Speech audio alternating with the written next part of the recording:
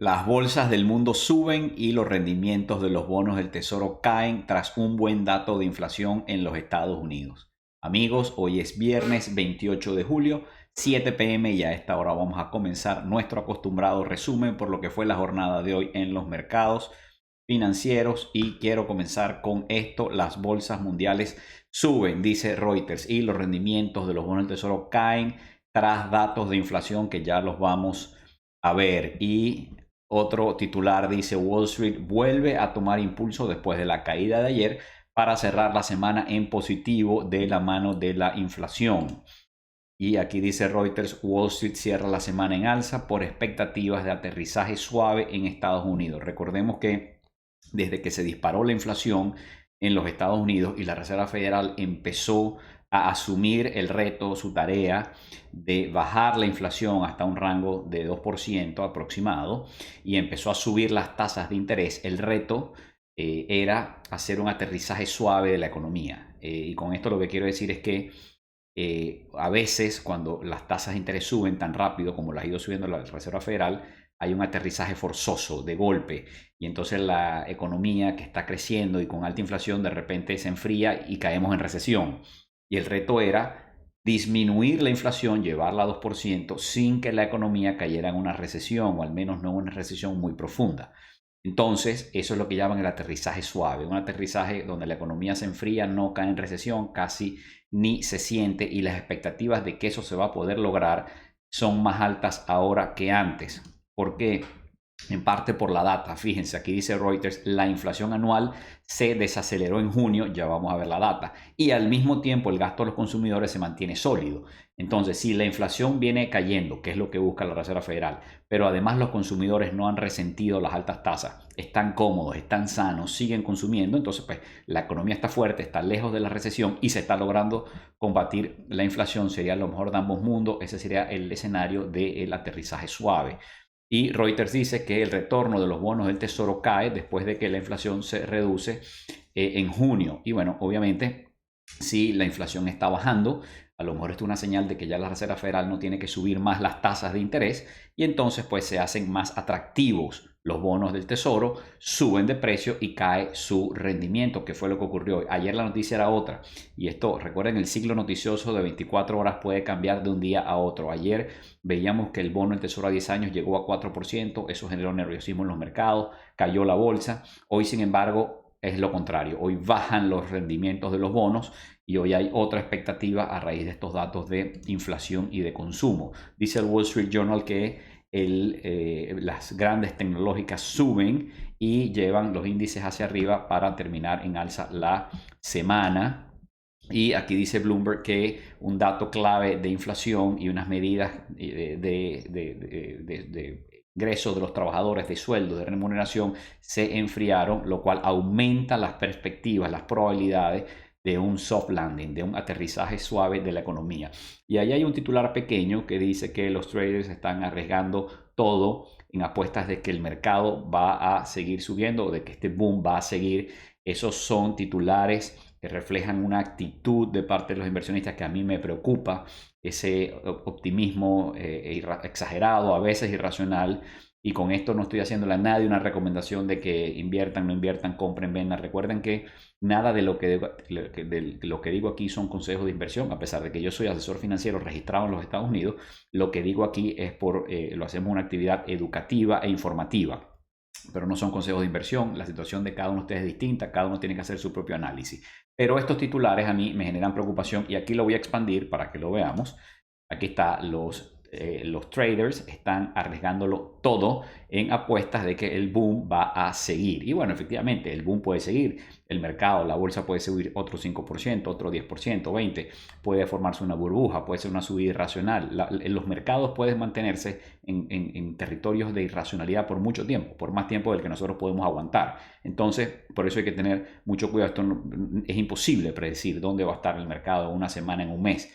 Por eso es que los inversionistas tenemos que tener el horizonte largo, 10, 20, 30 años, porque sí sabemos dónde va a estar el mercado en 10, en 20 y en 30 años. Fíjense, ahí dice, un segundo titular dice que los junk bonds, los spreads de los junk bonds se han reducido. Eso es una señal de que los inversionistas están buscando el riesgo, están asumiendo más riesgo. Y eso de nuevo, cuando la gente está buscando riesgo y está así en esa actitud, a mí me da un poquito de miedo. Generalmente cuando hay miedo en los mercados, los junk bonds, el spread, la diferencia del rendimiento entre un bono del tesoro que no tiene riesgo de impago versus un junk bond que es mucho más riesgoso, esa diferencia de rendimientos se amplía cuando hay miedo en el mercado, pero en este momento se han reducido. Es decir, señores, no hay miedo y también lo hemos visto con la volatilidad que ya la vamos a ver, hoy volvió a caer. Y fíjense, dice que la gente se siente obligada a comprometerse de lleno. Bueno, espero que ninguno de ustedes se sienta así. Aquí está la data de inflación, que es lo más importante de hoy y lo que generó esta subida nuevamente en el mercado. Este es el PCE. Recordemos que hace poco vimos el CPI, el Consumer Price Index, es lo que llamamos nosotros el IPC, el índice de precios al consumidor. Esa es una forma de medir la inflación que en nuestros países, en Latinoamérica, se usa y es la más común. Es una cesta de bienes fija. Leche, queso, comida, gasolina, ropa, vaya usted a saber, no tengo el detalle a la mano. Y esa cesta fija se va midiendo la evolución de los precios mes a mes y así se calcula la inflación. Pero esta es otra forma de medir la inflación, que se parece a aquella, pero no es lo mismo. Y es lo que llaman el PCE. Y estos son este es el precio de lo que consumen, lo que realmente compran los consumidores.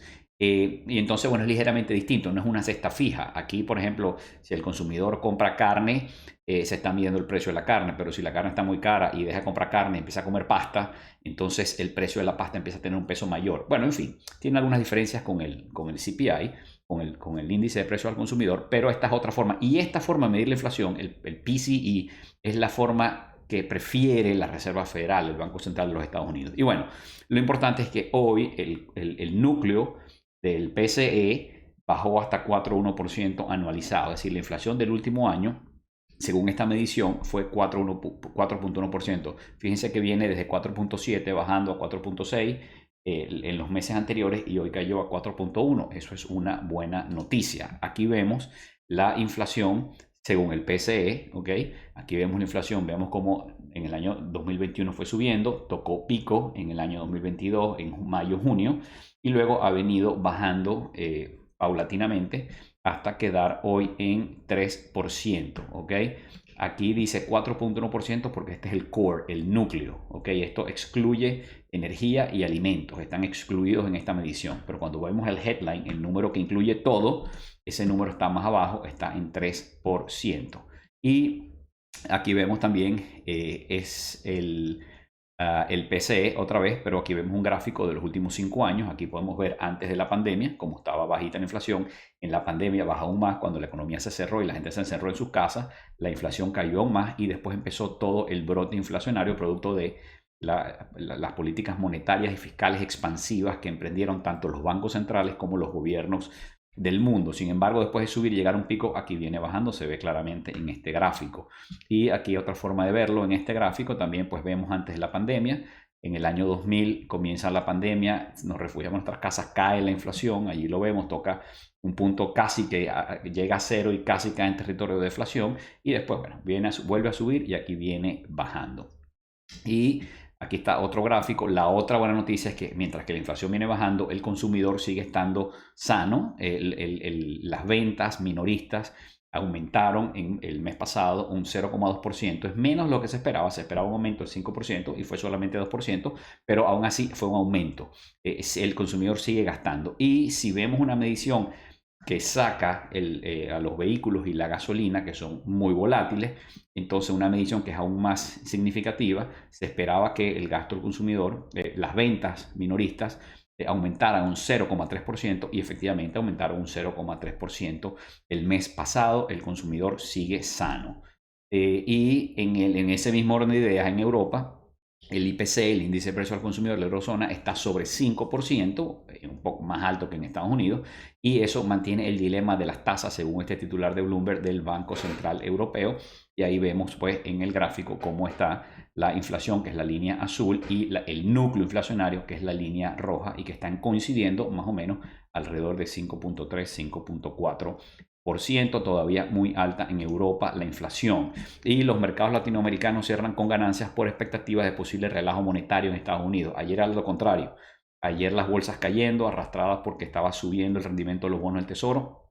Y eso es una señal, eso puede chupar recursos de todas las economías del mundo, pero hoy es lo contrario. Hoy las señales son, señores, a lo mejor no va a haber que subir más las tasas de interés, y entonces los mercados latinoamericanos y los mercados del mundo reaccionaron de manera positiva.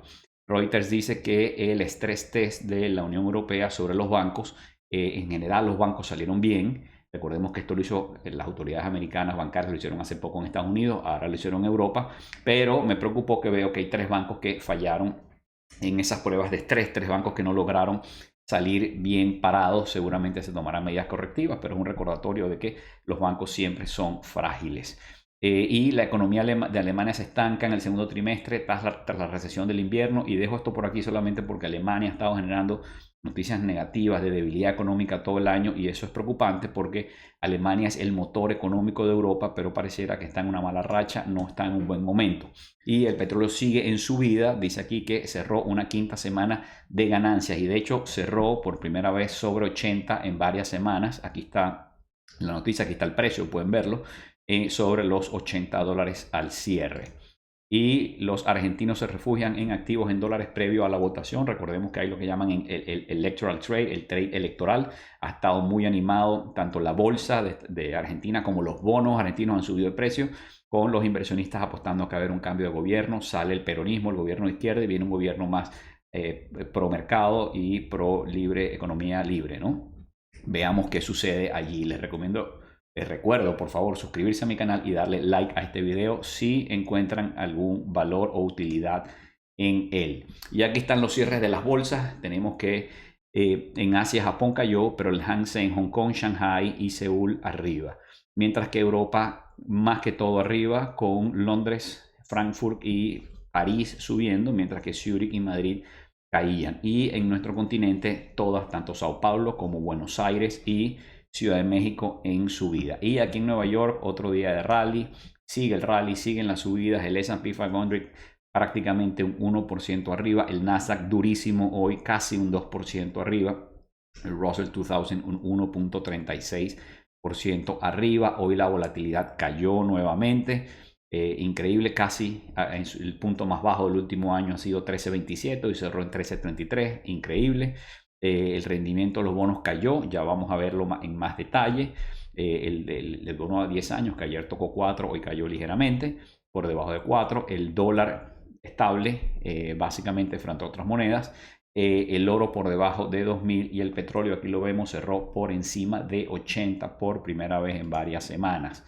Este es el mapa de calor. Las tecnológicas, las 7 grandes, otra vez en verde intenso. Ahí vemos Amazon un día muy fuerte, Tesla un día muy fuerte, Meta, increíble lo que ha hecho la acción de Meta este año, insólito. Google arriba, Nvidia, Microsoft, Apple, bueno, fiesta en el mercado. Procter & Gamble reportó y gustó, está en verde intenso. Un poquito de rojo en el sector petrolero, pero como ven, un día de subidas. Y en el barómetro del mercado, pues todas las cuadrículas en verde, y especialmente el sector de crecimiento hoy estuvo más fuerte que cualquier otro. Y bueno, aquí están los bonos del tesoro. Fíjense, ahí están todos, desde un mes hasta 30 años. Hoy bajaron todos los rendimientos de los bonos, y podemos ver todos los bonos de un año y más cortos están sobre 5% de rendimiento. El bono a 2 años en 4.88 se había acercado mucho a 5, se está alejando otra vez, veremos qué pasa. El bono a 10 años, el más importante para los mercados, que tocó 4 ayer, hoy se devolvió a 3.96. Y el bono a 30 años está sobre 4%. Ahora fíjense, hoy les quiero mostrar los bonos de otros países, ¿no? Entonces fíjense, vamos a ver los bonos a 2 años. Aquí vemos que el bono del tesoro a 2 años está rindiendo 4.88, lo ven allí, ¿verdad? Entonces vamos a ver, fíjense, aquí tenemos el bono de a 2 años de las principales economías del mundo. En Estados Unidos ya vimos 4.88. Ahora, el bono japonés a 2 años tiene un rendimiento negativo. Esto es una cosa insólita, el cuento es largo, no lo voy a explicar por aquí, pero Japón, para luchar contra la deflación, tuvo incluso tasas de interés negativas. Es decir, tú tenías que pagarle al banco o al Banco Central de Japón, si comprabas bonos, tenías que pagarles para que ellos tuvieran tu dinero. En vez de lo normal, que uno va al banco, pone su dinero y le pagan intereses, aquí tenías tú que pagar intereses. Tasas de interés negativas, los bonos tienen rendimiento negativo, le pasó a Alemania también, pero bueno, cuento para otro día. En Gran Bretaña, en el Reino Unido, el bono a 2 años rinde más que el norteamericano. Allá el bono rinde 4.9, casi 5. En Alemania 3.23, en Francia 3.27 y en Italia 3.71. Ahora, vamos a ver el bono a 10 años. Fíjense, el bono a 10 años aquí en Estados Unidos rinde 3.95, ya vimos que ayer llegó casi a 4. Ahora, ¿cuánto rinden los bonos a 10 años en esas economías? Bueno, ahí vemos, Estados Unidos 3.95, Japón 0.57. Imagínense, ustedes compran hoy un bono japonés en yenes a 10 años y el retorno anual es 0.57%. Increíble. En Gran Bretaña 4.33, en Alemania 2.46, en Francia 3.03, en Italia 4.12 y en Canadá 3.52. Bueno, espero que esto sea interesante para ustedes. Y voy a cerrar con esto. Y es que, bueno, señores, el ambiente, como ya les dije, es de absoluto optimismo. Todas las noticias parecen buenas, nadie tiene miedo, nadie ve riesgos en la economía ni en ninguna parte.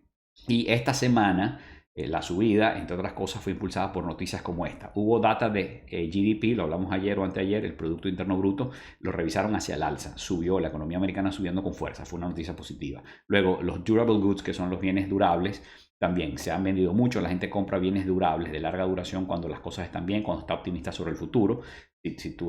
Cuando tú tienes que comprar una lavadora que te va a durar varios años, porque la lavadora no te va a durar 3 meses, sino varios años, o vas a comprar bienes de capitales de una empresa, vas a comprar un tractor, por ejemplo, eso lo haces en momentos de buena situación económica. Cuando las cosas están apretadas, tú retrasas la compra de esos bienes y no los compras hoy. Entonces, hubo data, fue buena. La confianza del consumidor, lo vimos también ayer o anteayer, en su nivel más alto en mucho tiempo. El nivel de gastos personales, el consumidor sigue gastando, noticias positivas. Luego, jobless claims, lo vimos ayer, la cantidad de solicitudes de subsidio por desempleo en un nivel muy bajo, sigue fuerte el mercado laboral, la inflación bajando. Bueno, un cóctel de noticias positivas que hace que los inversionistas estén optimistas y sigan asumiendo cada vez más riesgos en el mercado. Y lo otro que está impulsando el mercado son los reportes trimestrales de ganancias. Se esperaba que este trimestre los reportes no fueran tan buenos y sin embargo han sido mejor de lo esperado. Y fíjense esta estadística, ya de las 500 empresas del S&P 500, ya 251, la mitad, ya han reportado. ¿Y qué tenemos? Bueno, fíjense, el 81% de las empresas que reportaron han tenido mejores ganancias por acción, EPS, Earnings Per Share, ganancias por acción, mejores de lo que se esperaba, de lo que estaba esperando el mercado, 81%. Eso es increíble. Luego, en promedio, esas empresas que han estado, vamos a decir, reportaron mejores ganancias por acción de lo que se esperaba, en promedio reportaron 6,4% mejor. Es decir, que si esperaba que se ganara $1 por acción, en promedio están diciendo no me gané $1, me gané 1,064. Y luego la cantidad de empresas que que han reportado ingresos, no ganancias, sino ingresos, la línea de arriba, la primera línea del balance, ingresos. Ahí en ingresos el 64% han reportado ingresos mayores a lo que se esperaba. Aquí pueden tener un poquito de ayuda de la inflación. Recordemos que la inflación ayuda a que los ingresos sean mayores porque los productos se venden por mayor precio. Eso no quiere decir que van a ganar más plata las empresas.